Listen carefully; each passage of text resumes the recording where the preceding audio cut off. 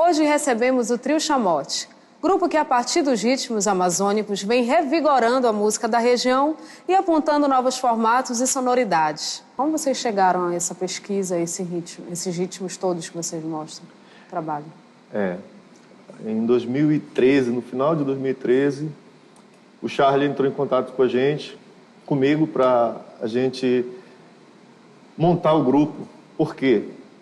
Os três, eu, ele e o Silvio, nós temos pesquisas com os ritmos regionais, através do Instituto de Arte do Pará, quando, pela bolsa de pesquisa, né, o Charlie fez a primeira pesquisa, que foi o Batuques Amazônicos, que foi ritmos regionais, que ele transcreveu para a bateria. Aí, em 2005, eu fiz o meu projeto de solo de banjo e já fazia umas pesquisas na construção, confecção do banjo e afinações e os sotaques do carimbó. E fiz uma sobre marujada. E o Silvio, posteriormente, fez uma de flauta, os sotaques dos mestres que tocavam flauta. E nós moramos em Coraci. E o negócio foi fluindo, convergindo pela proximidade, pelas pesquisas, que não foi algo que foi pensado, nós três vamos, cada um vai fazer uma pesquisa. Não, a gente foi fazendo Até porque não foram no mesmo ano, né? Apesar da gente se conhecer, já conheço o Silvio dos grupos folclóricos, e o Charlie eu já conhecia de muito tempo antes, porque ele tocava bateria nas bandas lá em Coraci, e eu já era envolvido com os grupos de arte lá na nossa vila. Nós éramos muito próximos, né? Morávamos muito próximos, mas mesmo assim um pouco distante assim do trabalho pessoal de cada um. Né? De pensar em uma coisa para fazer. Para fazer junto, surgiu ninguém pensou. Em 2014. Eu vi no trabalho de vocês tem um ritmo que é de Santarém. Eu acho, o trabalho de vocês é lindo, lindo, lindo mesmo. Obrigado. E que eu fico feliz assim, que eu acho que a gente está num momento que está todo mundo querendo tocar carimbó, guitarrada, mas está faltando uma dedicação especial que eu acho que tem a ver com a vivência. Eu tenho certeza que vocês estão fazendo isso, estão desenvolvendo um trabalho muito interessante sobre isso. Me fala sobre essa necessidade de fazer a vivência para quem quer começar a tocar carimbó. Olha, a vivência, quando eu penso no sentido da palavra, né, é você estar com as pessoas que tocam, as pessoas que têm no seu dia a dia, estão respirando essa cultura, né?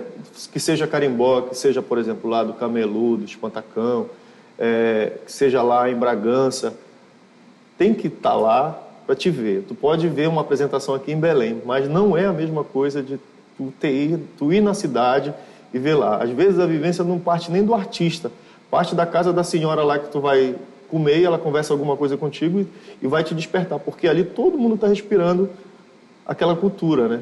A marujada de Bragança, o povo respira aquilo ali. E Coraci a gente tem coisa de negro. A gente tem a nossa própria vivência de carimbó ali, nossa própria forma de desenvolver o nosso batuque, a nossa forma de tocar, de escrever, as poesias, de conversar sobre a música. Eu falo que o carimbó é um modo de vida para a gente. Porque a gente pensa em natureza, a gente pensa em respeitar o próximo, a gente pensa no coletivo. Então, tudo isso está envolvido na cultura do carimbó, o respeito. Diferente, né? Uhum. E olha só, quando é que o banjo chega? O banjo e a flauta, quando é que eles chegam no carimbó? O carimbó começa só com a parte percussiva e o canto, né? Em Marapanim, eu conheci um mestre Sarará, que já era neto de um grande mestre de lá. E conversando com ele falou que quando ele tinha 8 anos, ele foi ver o primeiro banjo, porque antes o carimbó se tocava com viola. Tinha a percussão e depois foi introduzida a viola do carimbó, que é de 5 cordas, que tem um mestre lá que confecciona banjo, e hoje ele faz, que é o Neves. Ele tem o modelo de uma viola, aliás, era uma viola de carimbó, mas ela não está em utilidade, ficou de enfeite, né? E lá ele viu com 8 anos esse banjo. E lendo aqui já em Belém as pesquisas do Vicente Salles, do vocabulário do crioulo, ele conta que no início do século foi que surgiu o primeiro banjo no Brasil, e aqui em Belém, 1917, 1918, e calha com a história do mestre Sarará, que é da vivência dele. Porque quando ele tinha 8 anos, foi justamente nesse período, que ele já estava com 80 anos, quer dizer, o banjo foi introduzido nesse início, lá em Marapani, que é pelo contato com ele, né? E começaram a tocar o banjo, porque o banjo tem um timbre e uma sonoridade bem mais alta para tocar junto com os tambores. A viola já não tinha esse recurso, né, de volume. Então, o banjo acabou sendo, pelo volume de som mesmo, o preferido dos tocadores de carimbó. Interessante, né? Carlos Canuto falou que, me disse, né, em pesquisa, que a flauta talvez teria chegado com os mercadantes ali pelo porto, e tem registro também de alguns duelos de flauta feito na hora, assim, com aqueles braços de mamoeira, né? Faziam a flauta e tocavam ali. Mas só que o interessante também, nisso tudo que o Luizinho falou, é que no início do século também, quando foram desenvolvidas as bandas aqui, foram introduzidas algumas bandas, né? Como a do Corpo do Bombeiro, e fizeram algumas apresentações nos interiores também. O Geraldinho, que era um dos principais flautistas, infelizmente já morreu, mas era um dos principais flautistas da região, lá de Santo Antônio do Maú, ia muito para Marapani, né? Ele conseguiu tirar a mão, assim, medir com as mãos, né? A distância dos furos do bocal, do tamanho da flauta, e reproduzir uma flauta de embaúba, do jeito dele. E depois essa flauta de embaúba, que ele começou a tocar por lá, né? Ele já começou já serviu de modelo para outros flautistas também fazer isso. Isso ele diz que tinha por volta de 13 anos, mais ou menos. E assim, antes dele, tiveram outros mestres também, como o Pula-Pula, né? Outros mestres tocavam flauta de embaúba também. Mas, assim, pelo que eu vi nas pesquisas, esse daqui seria no início do século, uma data, assim, não teria uma data específica, mas teria seria mais ou menos no início do século também que seria introduzida a flauta no carimbó, porque a flauta de embaúba também era utilizada nas novenas, nas missas, entendeu? Entendi. Não só no carimbó. E no chamote vocês dividem solos, né? Coisa bem interessante, o banjo solando. Como é que funcionam os arranjos de vocês? Transformando esses ritmos para uma composição nossa. Pegando os ritmos e fazendo uma outra composição nessa linguagem instrumental. Mas sem porque existem os formatos, né? O jazz tem um formato, se constrói, e o nosso não segue muito essa linha. Isso que eu acho bem interessante no trabalho de vocês. Vocês não se prenderam a formatos. Eu acho que é pela falta mesmo de buscar querer buscar essa linha de jazz, né? Porque, por exemplo, quem sola muito bem, o Silvio e o Charles, eu já não tenho muito essa prática de solo, eu gosto mais de tocar a parte da base, do banjo. Aí eu já fui fazendo os solos, fazendo arranjos para fazer o solo junto com eles, né? Mas de improvisação eles são bons porque a gente já trabalha com carimbó. O carimbó é uma improvisação. Né?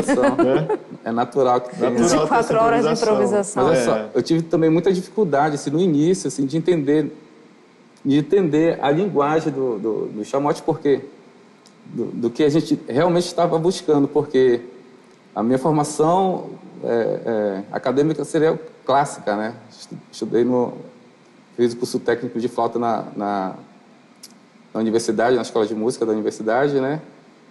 E escutava assim, música contemporânea, música popular, mas estudava basicamente clássico, música clássica. Então, por isso que eu fui fazer essa pesquisa porque eu gostava de tocar carimbó. Na verdade, eu gostava de tocar muito carimbó. E ficava impressionado quando os mestres vinham para cá, para Belém, para tocar, né? A gente ia ver os mestres e ficava alucinado com os mestres tocando. Como é que os caras fazem isso daí? Como é que dá para fazer isso daí? Aí sim eu fui buscar isso, fazer essa pesquisa. Quando chegou o chamote, eu já tive que fazer o inverso, né? Assim, porque a intenção era fazer a música simples, né? Ter uma peculiaridade nossa aqui da região, né? Como se tocava carimbó, camelô, seriam composições simples, no formato que os mestres fazem, né? E a música instrumental na minha cabeça estava aquela música do Dio Total, aquelas músicas bem 20 frases arpejo, melódicas. O carimbó tem 2, 4, né? Umas 10 sessões, né? Então, mas aí fui me acostumando com o tempo. Eu acho que estamos no caminho certo. A ideia porque então. quando nós começamos a pensar, era fazer uma coisa dançante, era música instrumental para dançar, não para só escutar, mas a ideia era formar aquela coisa para te ficar com vontade de dançar. Então, quando a gente fez assim, a gente já gravava no Coisa de Negro, começou a fazer as composições. Olha, tem essa composição, vamos fazer. Aí gravava num dia, aí eu pegava e mostrava para minhas amigas que dançam no Coisa de Negro. Escuta aí. Olha, dá vontade de dançar. Aí quando falava isso, pronto. Essa daí tá no caminho. Essa tá aprovada. Tá no processo. Tá. O que me deixa mais contente é isso. É uma formação que não é habitual. E apesar do primo ser lindíssimo, né? Sempre um músico importante, né? Dentro de qualquer trabalho. Aí ainda teve a ideia do primo no Festival do Sonido. Muito, funciona. Olha, traz muito. o contrabaixo acústico. Aí aquela coisa imensa lá para tocar carimbó. Foi uma surpresa, né? Porque a gente pensava ficou assim... bem legal também.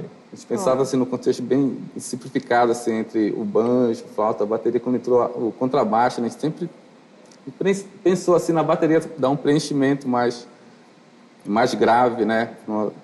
Ela faz essa parte desse... Isso. Mas Eles ficou têm bem... um diálogo, né? Bateria e baixo. Isso. Harmônico. Em algum momento ele fica floreando lá, fazendo uma... E outras ele fica seguindo a base, compartilhando com a bateria. Mas o que é genuíno de todos esses ritmos, para mim, ele continua ali com vocês. Ele não... Enfim, essa coisa de fazer música instrumental tem que ter uma formação X. E por incrível que pareça, apesar... E são ritmos que ainda são inéditos, assim, nesse sentido de como é tocado, né? A gente conhece os grupos de carimbó, os batuques aqui, mas para fora, toda vez que a gente viaja com os grupos folclóricos, ainda é novidade. A Amazônia ainda é uma coisa que tem que se descobrir, né? Sim, bastante. E nesse trabalho de vocês, quantos ritmos mais ou menos tu achas que tem catalogado? Olha, nas composições que nós temos 9 composições. São 6 ritmos. Aí tem os sotaques, né? Por exemplo, do carimbó. Aquele carimbó que o Pinduca já toca com a bateria, que já é uma outra levada mais swingada, quase mais palambada. E o do tambor, que o Charlie transcreve e faz na bateria, as duas. São vários tambores, vários tipos de toques de tambor que ele tenta reproduzir na bateria. Aplicar. E aí vem o shot, o lundum, o retumbão, o lundum, o camelu, o banguê e o carimbó. Qual é o ritmo que é de Santarém? De Santarém, o camelu. Camelu. O camelu. Que é um grupo chamado Espantacão, da década de 70, que dentro desse contexto de cultura popular, como nós estávamos falando, por exemplo, os mestres de carimbó, eles também tocavam ladainha, tocavam boi. Então, eles não eram só tocadores de carimbó. Eles estavam em tudo que era atividade musical lá para fazer. Eles fazem. O Espantacão também, ele faz a parte do sairé e tem a parte da diversão lá, que eles tocam carimbó, tocam shot... E vão ir nos ritmos também. Tu achas que esses ritmos eles estão sendo repassados agora, depois que o carimbó ficou um patrimônio material? Tu acha que as pessoas estão curiosas para saber mais sobre os ritmos ou estão querendo só tocar? Porque eu acho que é primordial, né? Tu tem que ter não é só tu ouvir o ritmo e vamos reproduzir. E pode acabar sendo... tendo uma modificação, né? Que até é interessante também quando tem essas modificações. Continue, o trabalho de vocês é muito importante. Obrigada. Muito bom. Obrigada, sim. Um prazer.